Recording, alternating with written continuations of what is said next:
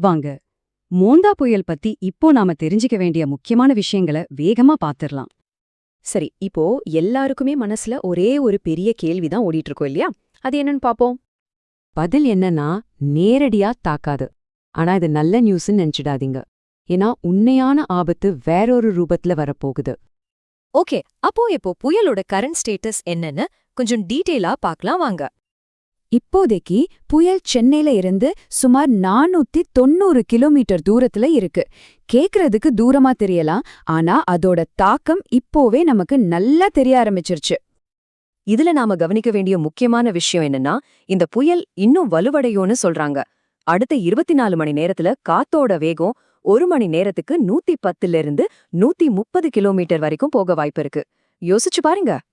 So இது நம்மள ஒரு முக்கியமான கேள்விக்கு கொண்டு வருது. சென்னைக்கு உண்மையான அச்சுறுத்தல் எது? காத்தா இல்ல மழையா? இங்கதான் நம்ம ரொம்ப கவனமா இருக்கணும். பாருங்க, புயலோட மையம் நம்மள தாக்க போறதில்ல. அதனால பயங்கரமான காத்துல இருந்து பெரிய ஆபத்து இல்ல. ஆனா அந்த புயலை சுத்தி இருக்கிற அடர்த்தியான மேகங்கள் இருக்கு இல்லையா, அது நேரடியா நம்ம ஏரியா மேலதான் இருக்கு. அதுதான் பயங்கரமான கனமழைக்கு காரணம். உண்மையான டேஞ்சர் இதுதான். சரி, அப்போ எந்தெந்த மாவட்டங்கள்ல இந்த கனமழைக்கு அதிக எச்சரிக்கையோட இருக்கணும்னு பார்க்கலாம் வாங்க. சென்னை, திருவள்ளூர், காஞ்சிபுரம், செங்கல்பட்டு. நல்லா கேட்டுக்கோங்க, இந்த 4 மாவட்டங்கள் தான் மழையோட தீவிரத்தை நேரடியா சந்திக்க போகுது. இங்கதான் நாம அதிகபட்ச ஜாகிரதையோட இருக்கணும். இந்த நம்பர் கொஞ்சம் கவனிங்க. 15 இருந்து 20 சென்டிமீட்டர். இது வெறும் 24 மணி நேரத்துல பெய்ய போற மழை. சாதாரணமா இல்ல.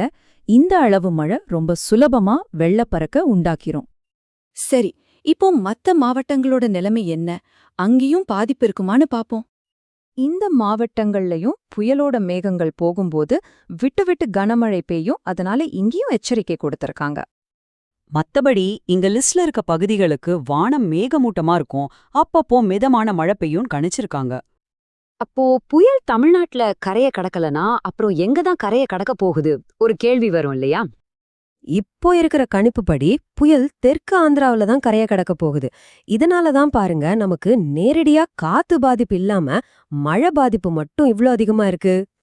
புயல் கரைய கடக்கும்போது அதோட நேரடி தாக்குதல், அதாவது பயங்கரமான காத்தும் மழையும் இந்த நகரங்களை தான் அதிகமா பாதிக்கும். சரி, எல்லாத்துக்கும் மேல முக்கியமான கேள்வி, இந்த மழை எப்போ நிக்கும்? நமக்கு எப்போ கொஞ்சம் நிம்மதி கிடைக்கும்? அதோட டைம் லைனை பார்க்கலாம். சோ முக்கியமா நாம மனசுல வச்சுக்க வேண்டியது என்னன்னா, அடுத்த 24 மணி நேரத்துக்கு மழை ரொம்ப தீவிரமா இருக்கும். நாளைக்கு மதியத்துக்கு மேலதான் கொஞ்சம் கொஞ்சமா தமிழ்நாடு முழுக்க மழையோட தீவிரம் குறைய ஆரம்பிக்கும். ஆக நம்ம செய்ய வேண்டிய முக்கியமான விஷயம் வரப்போற கனமழைக்கு தயாரா இருந்து பாதுகாப்பா இருக்கிறது தான். ஆனா இது நம்ம மனசுல ஒரு கடைசி கேள்வியை எழுப்புது.